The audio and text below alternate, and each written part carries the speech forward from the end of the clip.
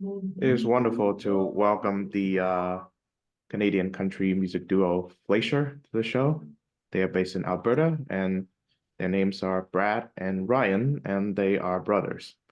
Welcome, Brad, Ryan, to the show. Thank you so much. Yeah, thanks. Yeah, thanks for having us. Okay, so first, for the benefit of the listeners, why don't you tell us which one is which? Yeah, I'm Brad. And I'm Ryan. Okay. I hope you had a wonderful Easter weekend. What did you do? Oh, we just kind of hung out with family. Family's huge for us. It always has been. So kind of nice to just spend some time with them, Yeah, mom and dad and girlfriends. And yeah. food and family are we're big fans of both of those. Awesome. Yeah, and I'm glad we got a chance to schedule this. Yeah, I understand that there's been some difficulty. I believe I reached out to you last year. There was a song that you guys released titled "Smoke Signals," and I want to Mhm. discuss with you about that. So Sure. first, do tell us about that song. Yeah, Smoke Signals was obviously it's just a really high energy kind of party tune. Um, about kind of finding striking a little bit of a spark with somebody at a party and kind of spending some time with them and yeah, it's just kind of a really cool song that we really like and have a lot of fun playing live. It's a blast to play it live. So yeah. Yeah, I was gonna say live is kind of where that song shines. It's Mhm. like Brad said, it's very high energy and really gets the crowd going. So yeah, always play that one. It's always a good time. Cool. Okay, so let's talk about your latest single as of this recording. Is titled "Feel the Same," and it features one of the show's previous guests, Megan Dawson. So tell us about Yes, the circumstances in which you guys recorded the song together. sure. Yeah, well, it kind of started a few years back, to be honest. We did we we met at a couple industry events and kind of shared some mutual appreciation for each other's art and um, so we talked about doing a write together and just kind of getting together and seeing what kind of song we could write as a group. So Chelsea Hayslip and Megan, Ryan and I. Um, and so we got together and uh, kind of started writing a song and it turned into Feel the Same. But what was kind of cool is we hadn't written a duet before and neither had they. And neither did we plan to really. It's just Mhm. kind of what the magic that happened in that, right? Yeah. So the song just kind of lent itself well to a duet kind of format, which is kind of cool. Everyone in the writing room, all four of us kind of felt that pull that it would serve the song well to have a male and a female voice on it. And so we decided to record that as a group. Now, like I said, that was back in 2020. So Mhm. um, it's been 4 years actually since we wrote that song, but just kind of timing with each other's releases and that kind of thing. We felt like February this year was a perfect time to release that as a group, the three of us. And so pushed that song out into the world and kind of shared it with everybody. And it's been a blast. It's been really cool seeing everyone embrace that song. So Yeah, it's a wonderful song. thank you. Yeah. So tell me about the themes that influences the creation of that song. Yeah. I guess that it's that feeling, that fresh feeling when you just start to try to get to know somebody and you feel a connection and you really want to see where it will lead, I suppose. But you're unsure how they feel and whether that feeling is reciprocated, whether how much they want to get to know you, and kind of where that relationship is at. Is it kind of uh, a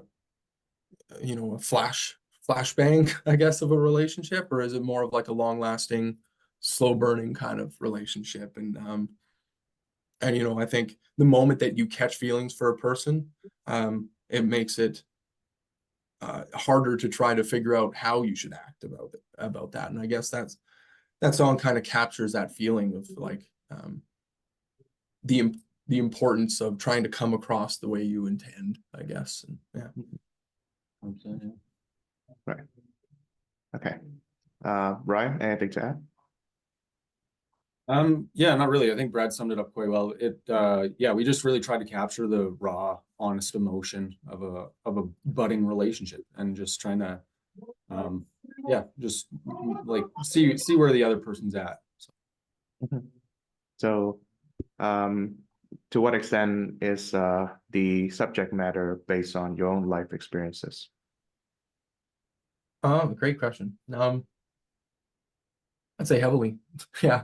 We're not writers typically that kind of go outside much. Like I feel as though there's a little bit, I guess there's just an authenticity that comes to songwriting when you speak from a personal place to some extent. So yeah, so I think everyone in the writing room felt pretty much every piece of that song at some point in their life. And it's kind of cool. It makes a song universal, I guess, a little bit when there's so many when there's, a writing room of 4 people and everyone has kind of felt that way. So Wonderful. yeah. So, yeah, what was it? So, well, my apologies. I lost my train of thought, but oh, right. I thought of it now.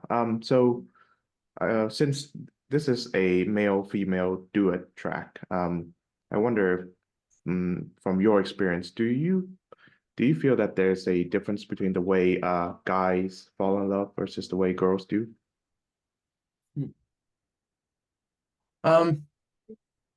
I think it's a product of, I love how deep that question is. Thank you for that one. Personally, and everyone has their own viewpoint, I'm sure, but personally, I kind of feel as though there's your environment determines a lot of how you perceive your environment, I guess, like as you grow up. And I think that might have an influence on how you feel love, and how you feel and how you reciprocate and how you show love as a starting point, I guess. So perhaps if you live your life in a very like masculine sort of way, I guess you might fall in love in one way versus if you live your life in a feminine way and that's kind of who you are, you might feel love and reciprocate love differently, I guess. Yeah, I think sometimes, and not in every case, of course, right? But I think sometimes men can be a little bit closed off and have a little bit of a tough time to really show that emotion. And that was an interesting thing too about when we were trying to capture the emotion of the song. I like for listeners that have heard it, I think if you listen to the second verse, that's really where we try and capture the perspective of the man in that situation, and trying not to come across like you're uninterested or cold when you're really just maybe a little bit nervous, right? So yeah, I think there is a difference, and yeah, I think like Brad said, everyone kind of falls in love their own way. But yeah, but I guess being nervous and trying to if you're starting to feel some intense feelings towards a person, starting to also be a little bit apprehensive and trying to present your better self is something that I think is universal, and it doesn't matter. Yeah. And I guess that's the cool part about that song is it tries to bring that together. So Yeah. So, yeah, we've mentioned Megan earlier. She's a lovely country artist. I believe when I was meeting her, one of her latest songs is titled "To Fall in Love." So it's like a Yes. full-on solo female perspective. on Yeah. what it's like to fall in love. So I True. suppose, Yeah, true. yeah, I suppose in the example of that song, as well as her part in Feel the Same, what do you gather from like the female perspective as to fall in love? Oh yeah, it's love love is something that, yeah, I don't know. There's a lot of greatness, but there's a lot of pain that comes with love and experiencing it throughout life. So I think Mhm. it's um it's, it's quite the journey, and everyone, and it honestly, your previous loves in life affect um how quickly you fall in love this time, and how you do present that love and show that love versus maybe hold your cards close to your chest, right? It's yeah, there's all sorts of ways to fall in love, man. All sorts. And yeah, it's interesting that way. Mhm.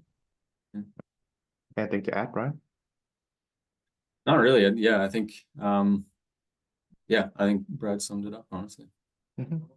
Yes, the way I see it, and I think that country music is the genre in which males can be like the most authentically themselves, and so is females. Um, and it's unlike any other genres like pop and rock. Um, and from what I gather, listening to both male and female country music, um, the worst fear that a man can encounter falling in love is to be rejected, and the worst fear that a woman encounters is to fall in love with the wrong man. So that's why I suppose you've mentioned how in Maggins' song, there's an attitude of reservedness, right? Keep the cards close to your chest, and I believe that's where it comes from. And of course, both men and women, to one extent, fears that the other person does not feel the same way, and it Mm, leads to your track. So yeah. I wonder, from your experience as well as from the themes of this song, how would you describe that? I guess nervousness as to whether the other person feels the same way. Yeah. I would say, again, a bunch of people might feel that differently, but to me, to me personally, I've always erred on the side of kind of playing my cards close to my chest, I think. Especially in later in life, as you kind of go through your first heartbreak as a man. Um, again, just simply because I can't speak to it from a female perspective, but it's you go through that, I guess, and it kind of just it's just like any kind of relationship that goes south, any kind, even a business relationship. It's like, okay, well, maybe I won't be as open about this particular thing, or something, and you get just a little bit more of a wall up, I guess you could say, which can be a healthy thing because it keeps bad things out, but it has to be this fine balance, I guess, where you let good things in and keep the bad things out, and very generally speaking. Um, but I feel as though uh, I yeah, the more you go down that path is the more cold you might look when you get a little bit nervous. Is like, okay, I got to strike this balance right. I've got to show that I'm interested, and this, yeah, I got to show that I'm interested, but I can't be too forthcoming, I guess. And just trying to strike that balance right, I guess. Yeah, I think that balance can be really hard to find. And it depends who you're with too, and some of it has to just be authentic, Yeah. and you just have to be yourself ultimately. Like really, that's the only thing you should be doing. But even being yourself sometimes, like, It's vulnerable, right? yeah, Like being yourself is kind of probably one of the most vulnerable things that about starting a new relationship, right? But that's also part of the beauty of it too. Mhm. Do you find that songwriting and performing songs to be the best way to express your emotionality? 100%. Yeah. Yeah, performing has always been huge to both of us. And personally, I can say that there's no other feeling like it that I've ever felt. There's like a magic towards sharing the stories, and sharing the songs that just mean something to you, with people, and seeing that their eyes change, and they've felt that too. That connection that you get between complete strangers that makes you friends at a quicker rate through just mutual human experience is just it's beyond magic in my personal opinion. Yeah. Well, yeah, it's very interesting to me, and very cool that like music and communication basically, you know, goes back as long as human life has, right? So like for it, and poetry, I think, is a very raw way of showing emotion, as well as music and like instrumentation and that kind of thing. You pair those together and it makes both even stronger. Like the way music is able to connect people is always like, it never ceases to amaze me, honestly. Tell us about a time when you guys were profoundly moved by a piece of music, country or otherwise. Oh, often. One example fairly recent to me that comes to mind the quickest, I suppose, is the song by Cody Johnson called Dirt Cheap. Mhm. Um, you know, both that whole farmland and just how much it means to a person is something that strikes close to home with Ryan and I, with how we grew up and our grandparents, and that strong family connection that we were talking about earlier, and how none of that can be bought. It's worth its weight in gold. And it's like winning the lottery every time you wake up and you're surrounded with people that you love. Yeah, that song, I don't know if you've heard it, but it's it's a really great song. And yeah, it really does capture that you know, the beauty of having good relationships. Yeah. Yeah, I remember the last time that I was moved by a country music piece is when I hear that viral song by Oliver Anthony Music, Rich Man, Not the Richmond. Yeah, that Okay. is a thing that captures like the rawness of country slash hillside folk music that I haven't heard in a long time, and Mhm. I think it sort of deserves however amount of popularity it's getting right now. Totally. Yeah, there's a lot of really brilliantly, beautifully written songs that that kind of you kind of wish that more people heard it, you know? Like, and no matter how many people hear it, it's like, man, it's a great message, right? Great message for everyone to hear. So yeah. So from what I've heard of your discography, as well as what you've told me so far, I would assume that you guys grew up around a lot of open spaces. Yes, we did. Yeah. Yeah, blessed to say that too, I guess. Living in Canada, there is a lot of space. Yes. So yeah, it's nice to get out in the fresh air. Yeah, it was funny. We visited Toronto for 2 months actually, and we never left the city that whole time. And Mhm. so when we came back to Alberta, where we're from, it was just kind of, it hit us harder than normal day-to-day stuff, right? Like when you see it all the time, you get used to it. But when you're away for that long and you come back, you really appreciate where you grew up. And I think that's another big piece of country music that we really that we're attracted to. And yeah, it's just like Brad said, being in Canada, being in Alberta, there's a lot of open space, and I find it very motivating and very inspiring.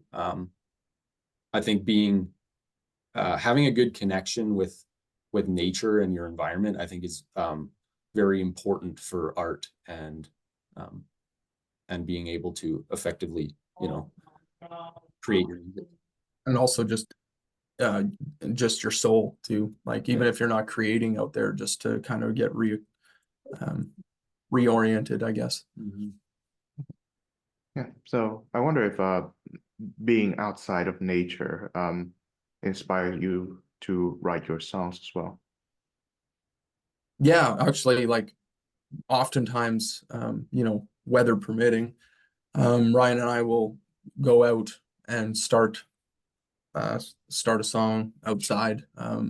It's kind of, especially country music, like there's it's kind of the vibe. So, and yeah, we'll just drive somewhere and play some, write some songs. So Not to get too cliche, but we both drive trucks, so it's kind of nice to, when you're writing songs with that kind of vibe, a lot of times it's nice to actually get out there and do it.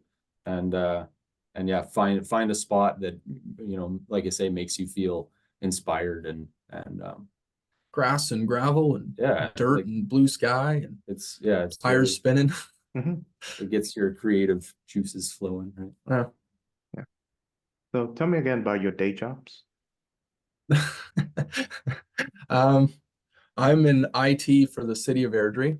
Mhm. So I'm an application support technician, and I work on the application for our rec center here at the city of Airdrie. So all the memberships and um, programs and that kind of thing. So I work for it's essentially like an energy company.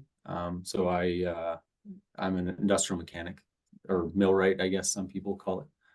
So journeyman, 4-year kind of apprenticeship program is what I went through. So yeah, just kind of very blue collar. yeah, I'm the blue collar side, which is nice. We can kind of like balance it out when there's problems with vehicles.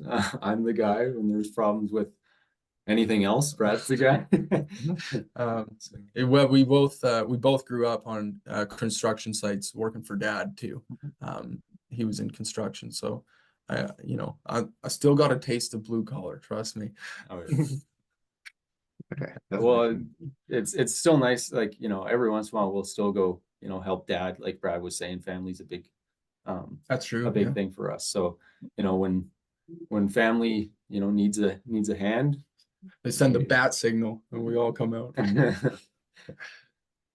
So do you guys still live close to your family? Yeah. Yeah, we do. Yeah, they just live across town here in Airdrie, hometown, and kind of born and raised in this place. And so I've spent 30 years living here and 12 and a half years working for the city. So I feel like I am a brick in this city. well, and the parents' place where we grew up, it's just kind of on the outskirts of town. And Airdrie is not really that big of a city anyway, but they're just on the outside. So when we started writing songs back, when we were teenagers and stuff like that, it was kind of nice because you're really close. You can drive 5 minutes and be out in the country, right? So, and like Brad was saying, that's where we like to write a lot of times. So, and now we just moved. Well, we're not, together anymore, but we both moved to separate places on the other side of town. So now we're still kind of just on the outskirts. So it's nice, like I say, to be that close to green grass and fields. And actually, Mom and Dad live across the street from our dad's parents, so our grandparents on that side. So Grandma and Grandpa are close to Mom and Dad, and we're all in Airdrie. Yeah, So whole family's close.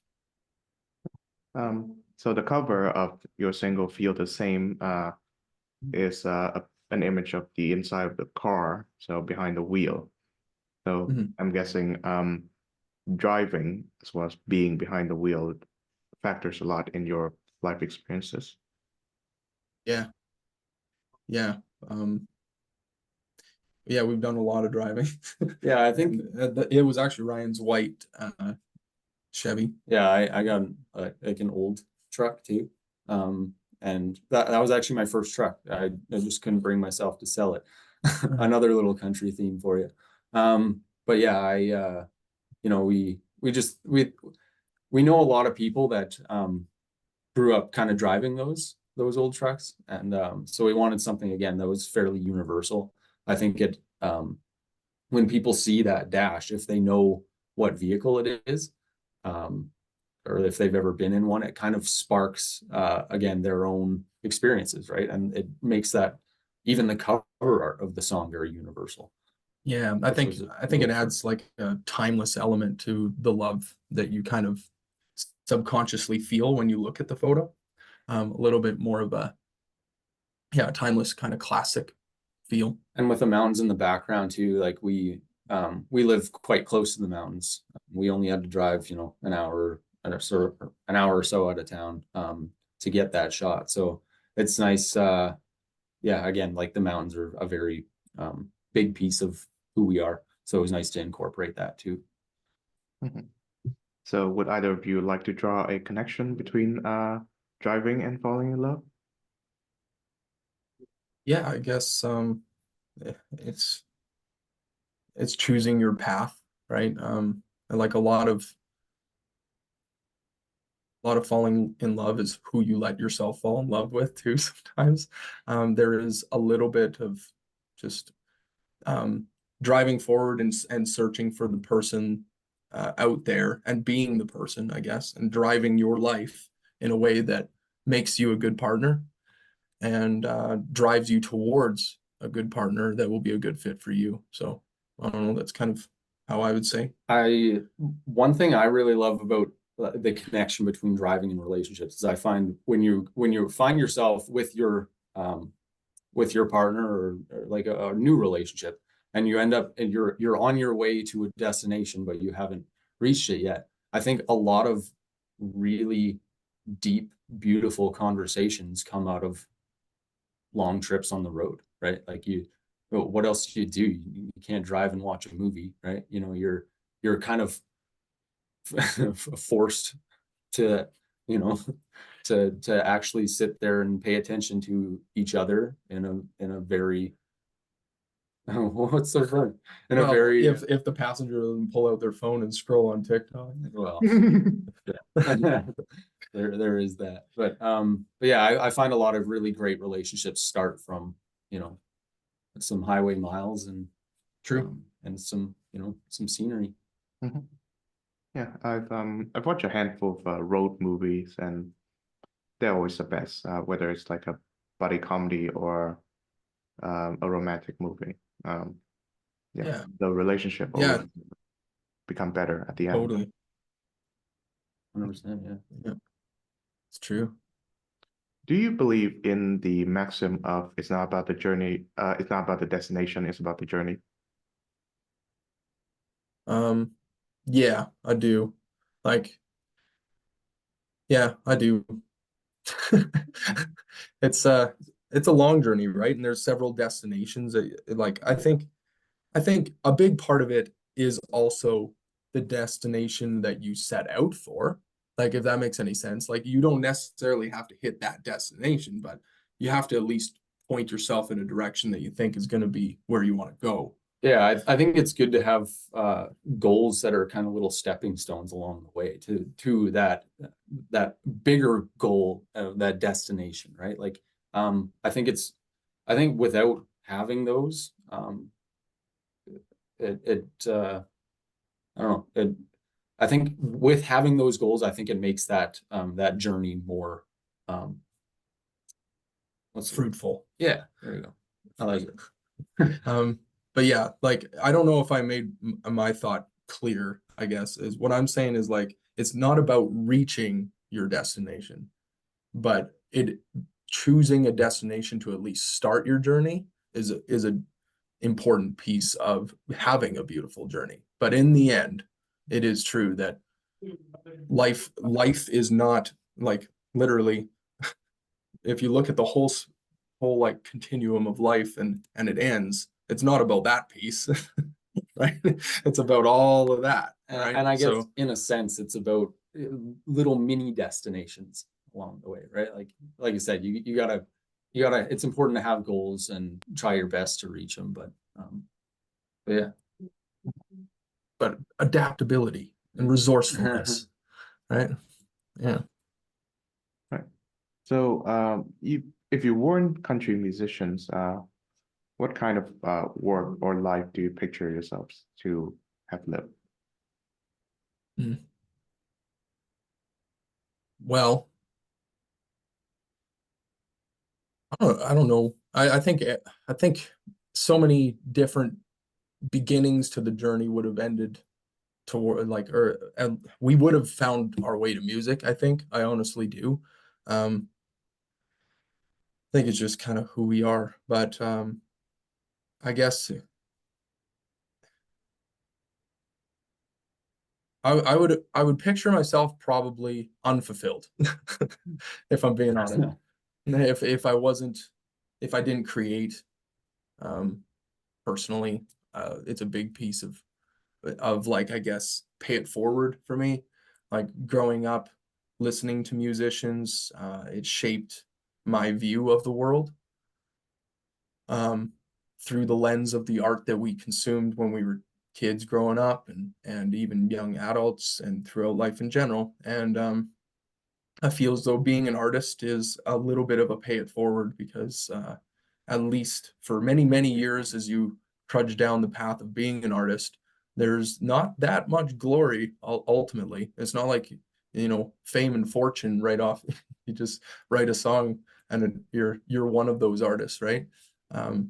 You gotta pay your dues, and so I think paying it forward is kind of how I view it. It's you hope that you inspire a kid to do their thing and take the torch as far as they can. Yeah, that's what I was gonna say. Like, I think one of the biggest things for us is trying to inspire, like, and if nothing else, just inspire effort. Just try, try to get to try reach your own goals, right? And it doesn't always mean you're gonna get there, but it's important for yourself to I believe you owe it to yourself to try your best in what you do, right?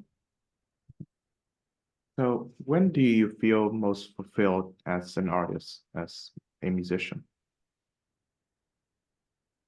I would say on stage, for me personally, it's the moment that you can actually tangibly experience the connection of your music affecting the emotion of those out there. So I'd say that's it for me, is just like sharing the music and watching people react to it, and share that connection. Yeah, when we're in a time where we're doing a lot of shows, I personally feel like I am who I'm supposed to be. You know what I mean? If there's a lull in there, it feels like you're missing something. So yeah, I would definitely say live for me as well. It's such a like I said with music, it's such a cool thing to be able to connect with the audience and watch the audience connect with each other, right? Like it's such a great way to bring people together. Now, believe it or not, you guys are only the second country music duo that I've interviewed where the members are siblings. So first, remind us who's the older and who's the younger one. Yes, no, I'm kidding. I won't do that to you. I am older by 15 months, so not much. Yeah, we're pretty close. I remind him all the time, though. Those 15 months brought a lot of wisdom. Do you use the "when I was your age," Not so much, I guess. No. Yeah. Yeah. Yeah, when Brad was my age, probably feels like not very long ago. Yeah. Because it wasn't. Yeah. Well, I guess, I just recently turned 30, so I do a little bit more this year, kind of go, when I was your age, when I was in my 20s. Right? Yeah, I guess Brad, Brad blazed through the 30s barrier. So hopefully it makes it a little bit easier for me, but I don't know. Yeah. So, speaking as someone in your 30s, what do you expect the next decade to be different from the previous decade when you were in your roaring 20s? I think these will be my roaring 30s, if I'm honest. I've got it. I've got it's an interesting kind of viewpoint that I think you get as you kind of transition into your 30s. It's life is a little bit, it goes quick, right? And all the things that you want to do, you got to take it upon yourself to make them happen, and you don't wait for nothing. Get out there and rock and roll, man. And yeah, like ultimately you're kind of in your prime, I think. I've never had a clear sense of what I've wanted. With better, like my every relationship that I cherish is just aged like fine wine. It's golden beyond like, and I just see, I guess I just see so much potential, more so than I've ever seen. So I'm pretty stoked, if I'm being honest. Okay. So keeping up with the sibling theme, Brad, can you tell us a memorable story of growing up with Ryan and Ryan vice versa? Okay, I've got to censor some of this. I'd say like so we lived together for 26 years, so it's hard to pick just a memory. I guess I don't know. I'm gonna go with some of the memories helping dad on job sites. I would say it's kind of where Ryan and I tried to pick up a wheelbarrow. There's an example. We tried to. Ryan and I were like, well, we could lift more because we were like kids on a job site. We started working with dad when we were quite young. So I'm not sure he'd get away with it now, but yeah, we had I would say the luxury, honestly. It was an honor to kind of hop on a job site with dad at that age and kind of start to see the world a little bit more differently than some kids would. But we went to pick up a wheelbarrow because we were going to collaborate. And we're like, if we fill up the wheelbarrow with more and then we both lift it, we can get more done quicker. So because I remember this time we were loading gravel, right? So we'd shovel it all in, but gravel's obviously quite heavy, and we were kids. So yeah, that's why we were like, you know what, let's team up on this. Yeah. So we tried it, but I don't know if anyone's tried to lift a heavy wheelbarrow with two people, but it doesn't work. I don't care how good of a team you are. It will not. Yeah. So if anyone hasn't done it, I challenge you. I'm pretty sure dad watched the whole thing happen. And when we spilled all of the gravel from the wheelbarrow back on the ground, he just, you shrug, and it's a life lesson that I guess we're still talking about. Who'd have thought that's the one we'd choose? But yeah, sorry, Ryan. Yeah, we felt a little dumb, but we learned. So that's the main thing. It's okay to do dumb things as long as you learn from them. And they're not illegal. Yes, of course. So since you mentioned your dad, what is one thing that you learned from him that you still apply today? Knowing your self-worth, honestly, is one thing that kind of resonates with me right now. In a recent conversation I had with him, it's just like, yeah, believing in yourself kind of thing. There was a saying he always used to say when we were kids, and it was just get started and don't think of anything else. Honestly, to date, if not the hardest worker I've ever met, very much one of them. And so it's cool to hear him say that from a very young age, and we heard it often growing up too. So if there's ever a job that you're faced with, or not even necessarily a job, but anything in life that you're faced with that you're dreading, but you have to do, don't put it off. It just makes it worse, right? Like the more you build it up in your mind to, thinking that this is going to be terrible. Like I'm so not looking forward to doing this.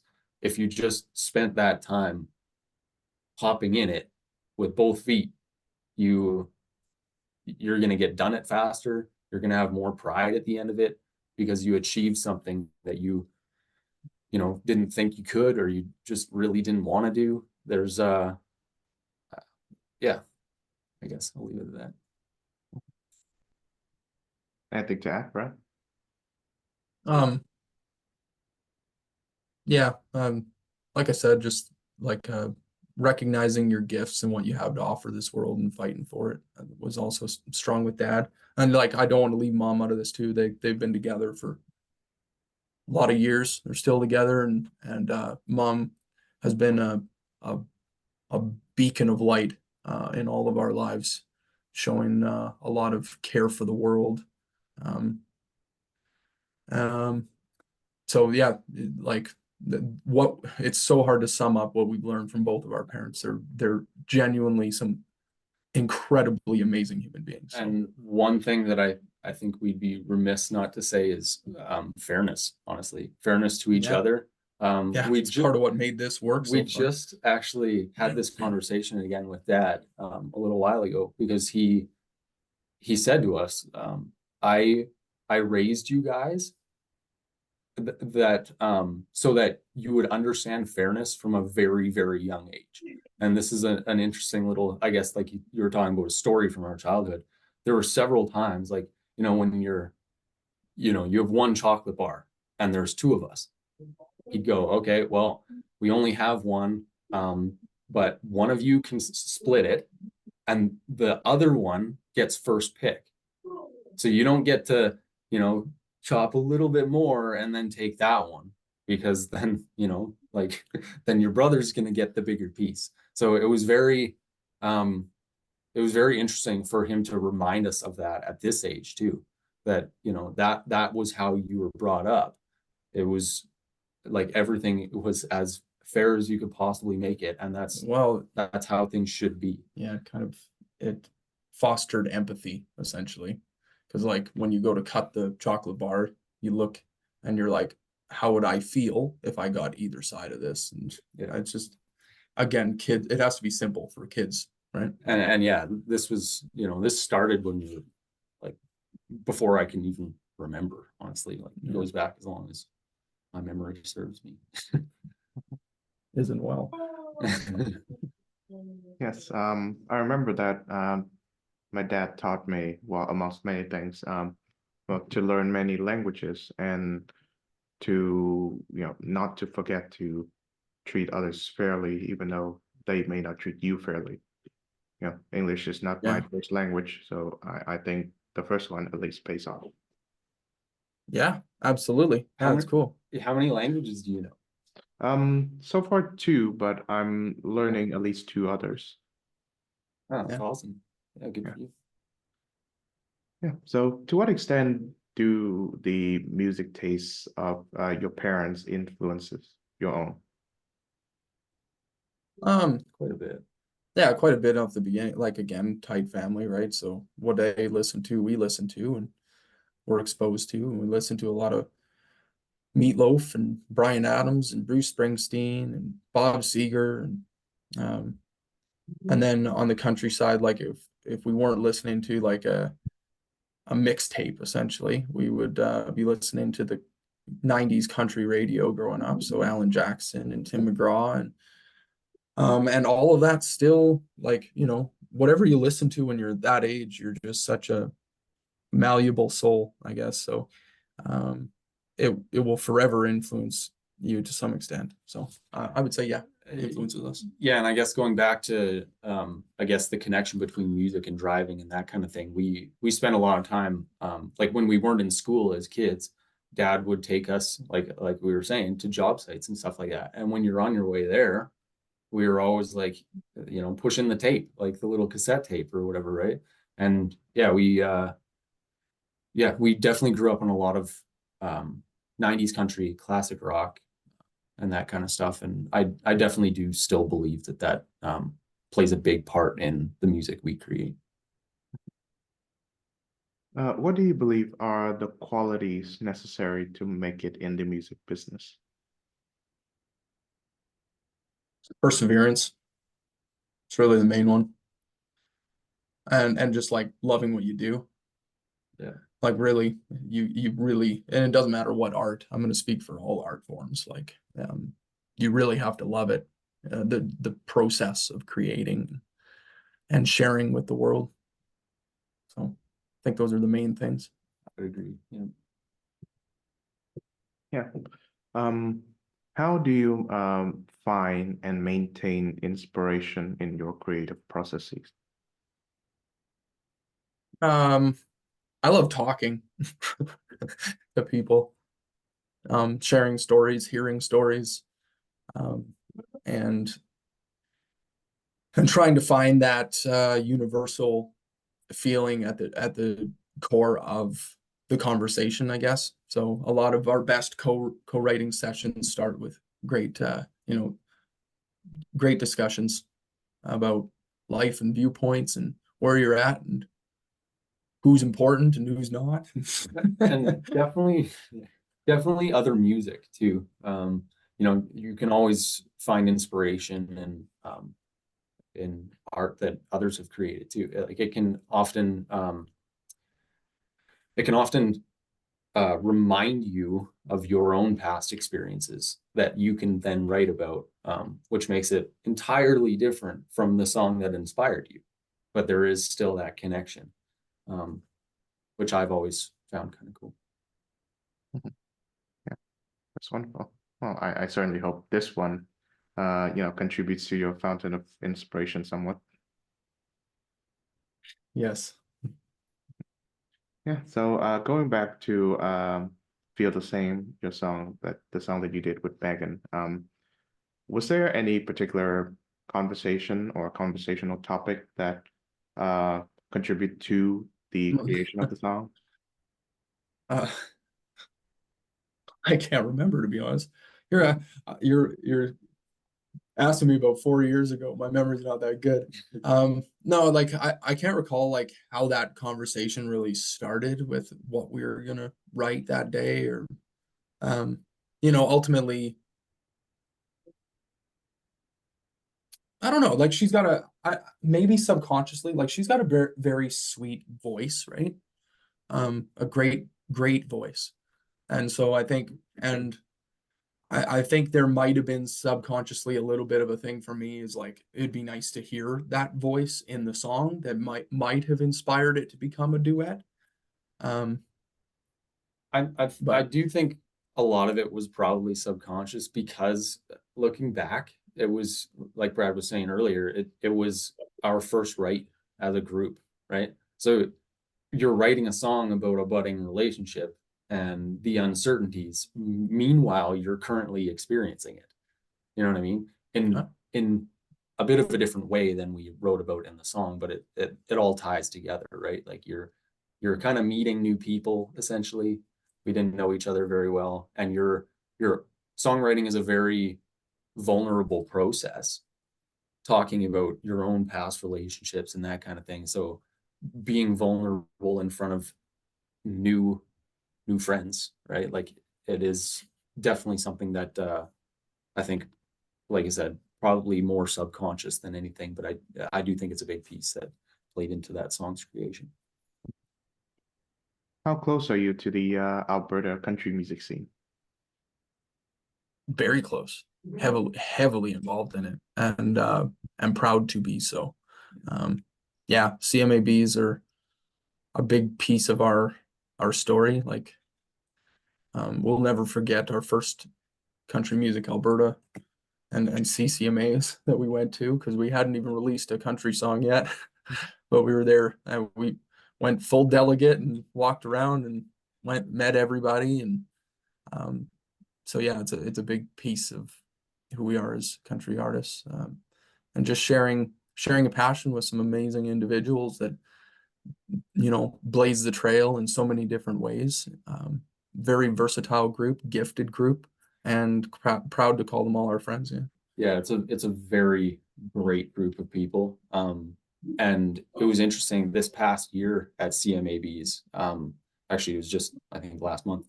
But when we were up in Edmonton for that event, there were a lot of other artists from different provinces that came out. They're from BC or Saskatchewan. They came out to Alberta's music industry event, I guess, essentially. And they said they were very big fans of how it was presented and just how everything was put on. So from your experience as residents of Alberta, what makes that province unique compared to the rest of Canada? I think like ultimately, like in our perspective, obviously, it's a level of home that's just crazy, I guess. Like we're sixth generation Albertans, which is pretty wild to think of 6 generations back lived on the same land. So it is very much our home. And so I guess personally, I guess that's the main thing. But what sets it apart, kind of generally speaking, I think is Rocky Mountains. I think is a big kind of like an emblem of this place, and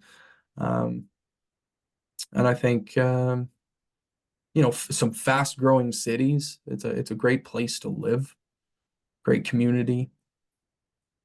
Yeah, I think it's just got a little bit of everything, which kind of makes it unique. Like Brad was saying, the mountains, you have some major cities, you have like the fields and the farmland and that kind of thing. And I think it's just a unique blend of all of those things that that make it so you can experience so many different things and so many different cultures in one place. And you don't have to go too far to do it, you know? yeah. And Great music scene too. oh yeah, I've Yeah. have never been, but from this show, I've been in touch with many great musicians there. Yeah. And speaking as country musicians, what do you believe sets country music as a genre apart from all the others? I'd say a vulnerability, honestly, storytelling, and a human aspect that I think is quite special, I guess. Yeah, I think it's a different kind of vulnerability.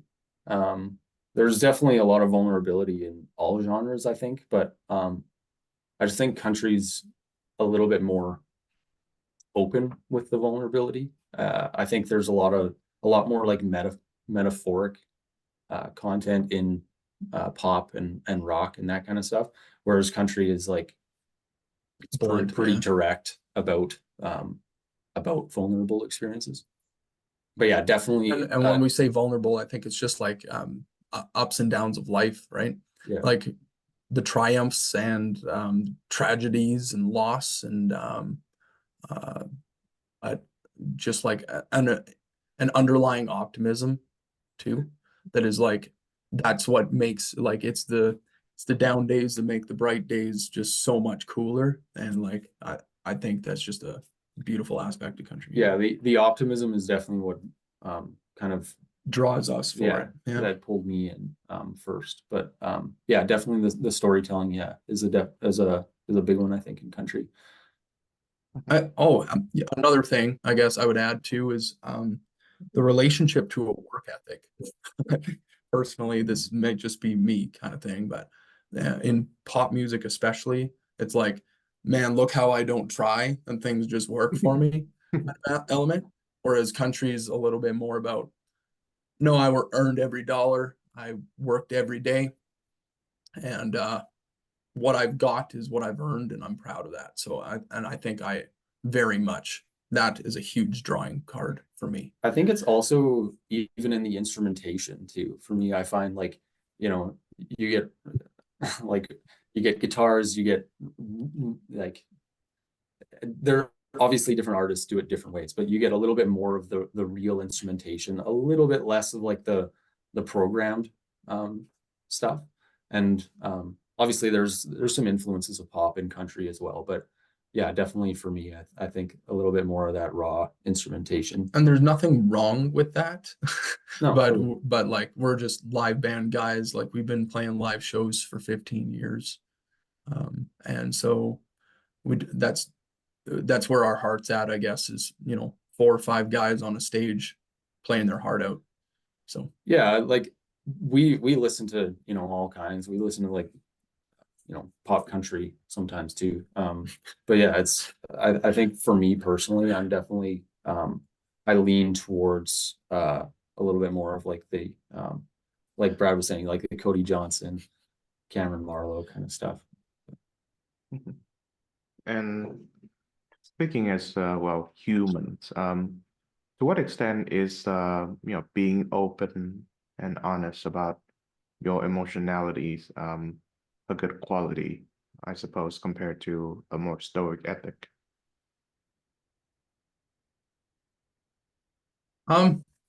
I think just, man, like, I feel as though we all just progress faster when we communicate, especially like as time goes on. There's, I think collaboration and openness with good people. Like, there's still bad people out there that you probably shouldn't open up to. It's just the truth. But I think there's just a progress of us as people that happens when some openness and some of that is shared. I think, like, if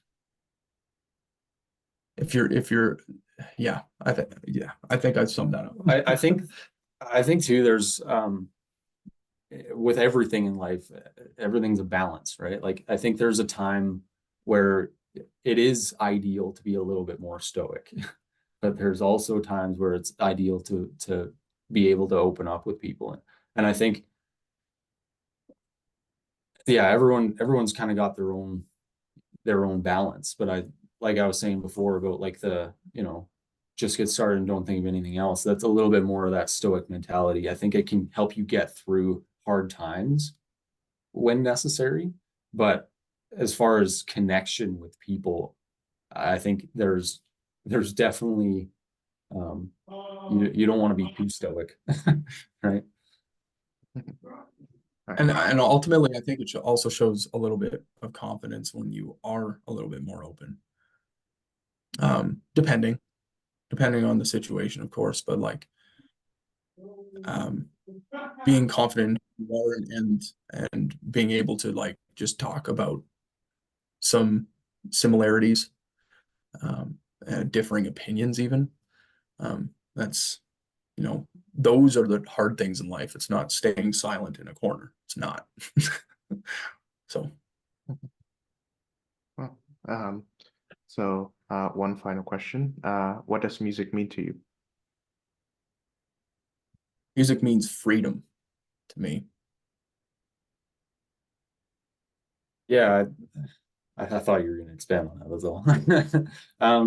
But yeah, I think I got to be stoic. I think music, freedom's a good one. Honestly, it's very yeah. I just love the connection that it brings. Like I say, like when we're doing shows, that's where I feel at home. That's where I feel like I am meant to be. So I think I'm definitely expanding on this way more than you did. So, but yeah, I just think it's just the best way to express who we are. Well, as Neil Young would say, keep on rocking in the free world. Thank you, and Ryan Yes. Fleischer, for joining the show. Yeah, Thank you. Thanks for having us.